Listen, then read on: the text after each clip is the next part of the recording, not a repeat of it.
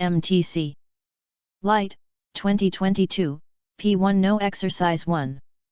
Jokes, by definition, are not to be taken seriously. We brush off their effects by saying, "It's just a joke," or "I'm only joking."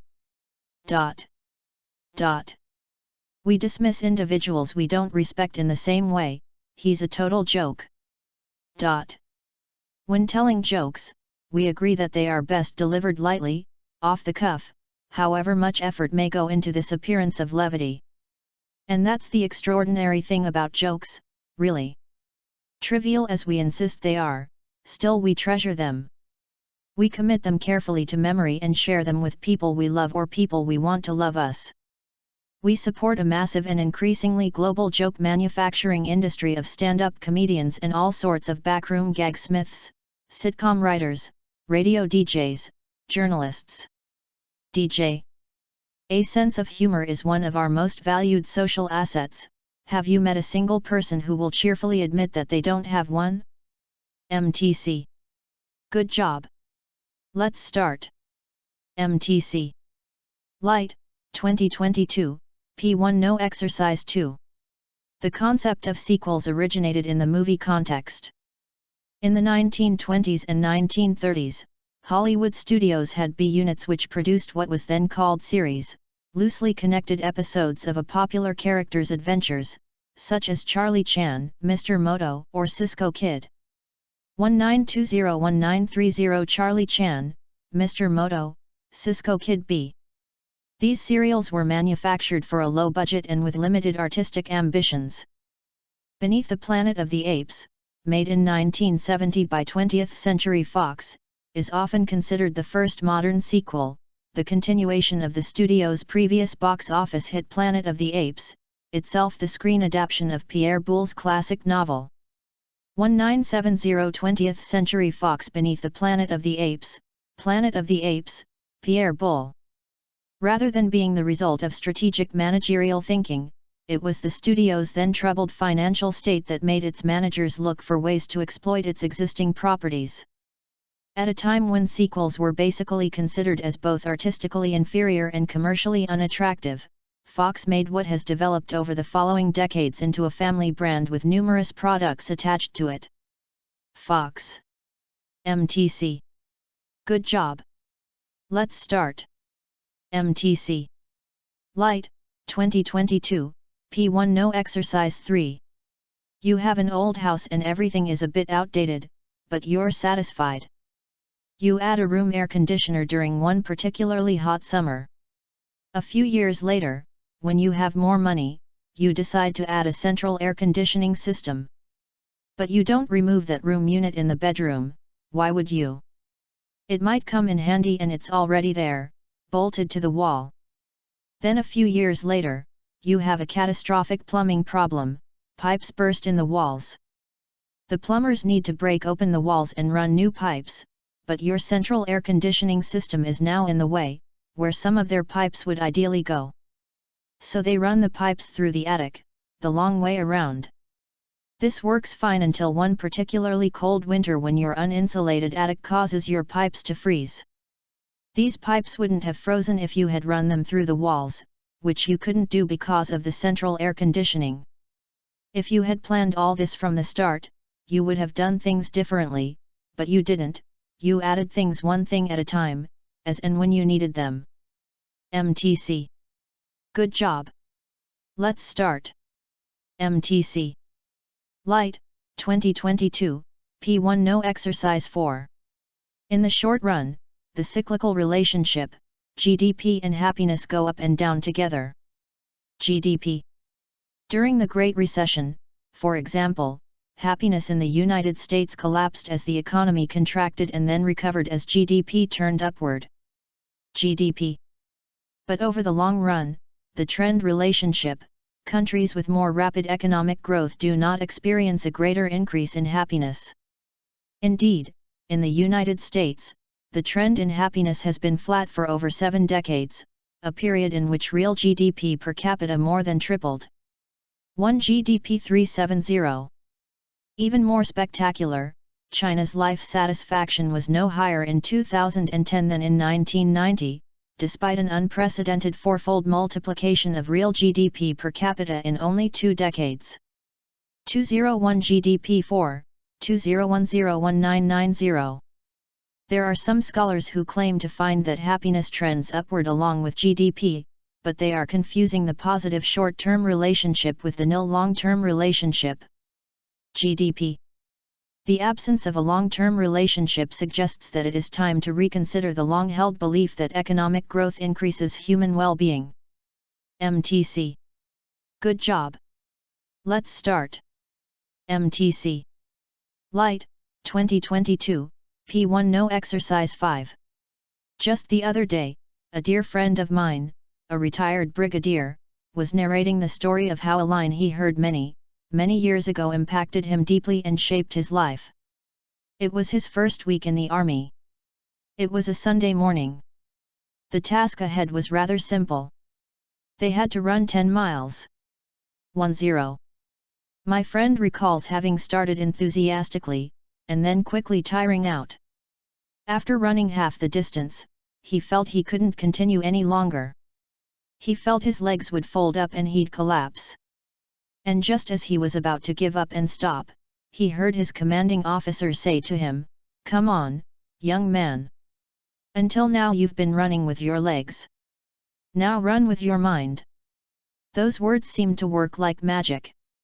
While my friend doesn't quite recall what happened thereafter, all he remembers is that he kept running. He finished the entire 10-mile run. 10.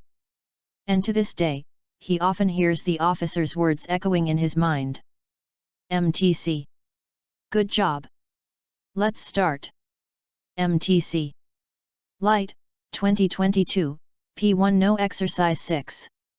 In Thinking, Fast and Slow, Nobel Prize-winning psychologist Daniel Kahneman points out an emotional benefit of motivated reasoning.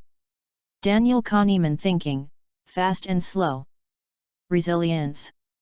It's easier to bounce back from a failure if you can blame it on anyone but yourself. He uses the example of a door-to-door salesperson, a job that involves long strings of rejection. When one has just had a door slammed in one's face by an angry homemaker, the thought that she was an awful woman is clearly superior to "I am an inept salesperson." But are those really our only two options?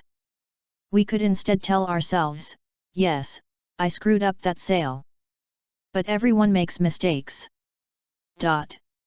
Or "Yes, I screwed up that sale. Still, I'm improving.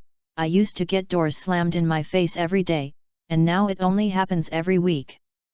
Surely we can find a way to bounce back from our setbacks that doesn't require us to blame them on other people, an honest coping strategy. MTC. Good job. Let's start. MTC.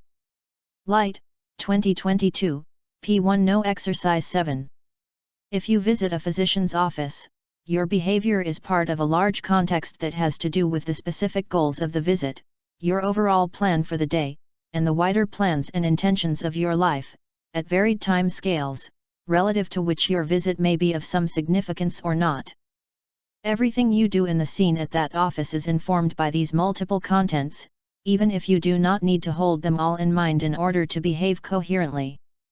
The same happens with the physician, relative to his role in the scene. In a state of diminished consciousness, however, all that background influence is reduced to little or nothing. The behavior is controlled by immediate cues, devoid of any insertion in the wider context.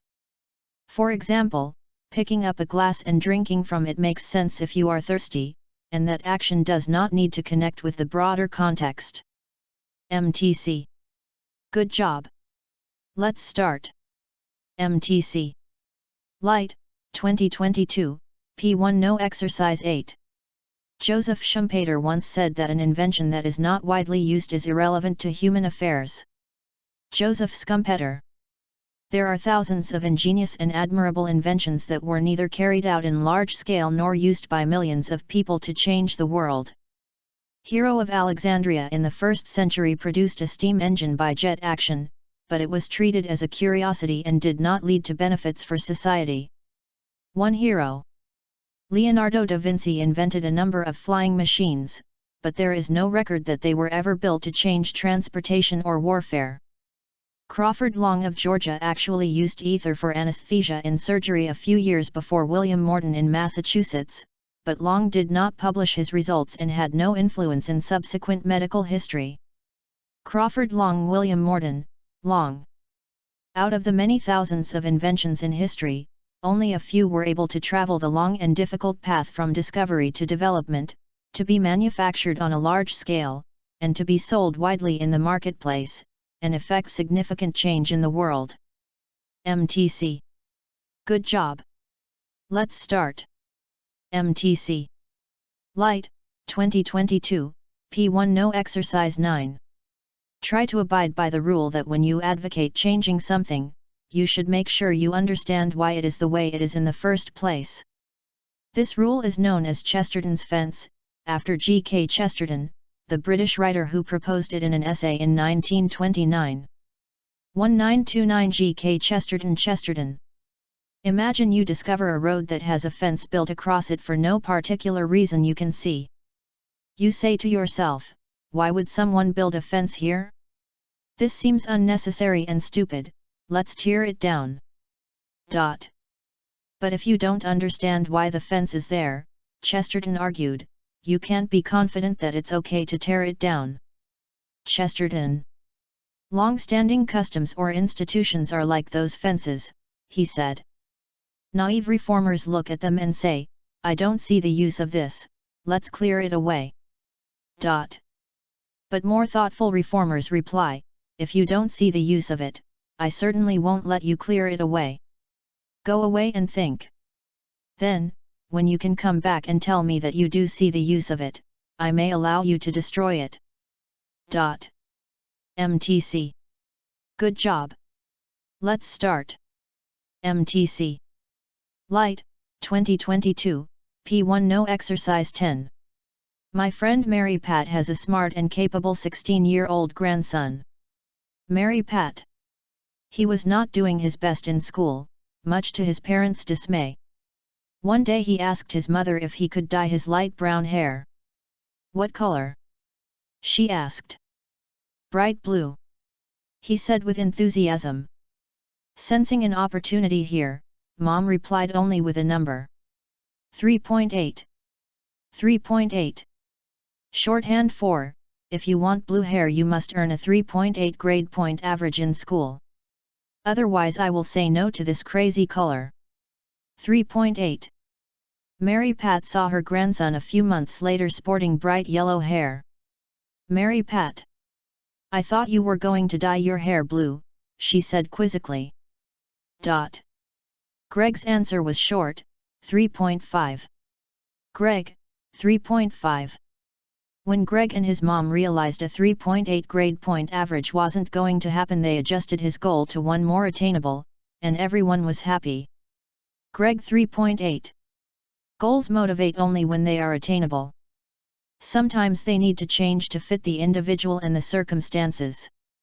MTC. Good job.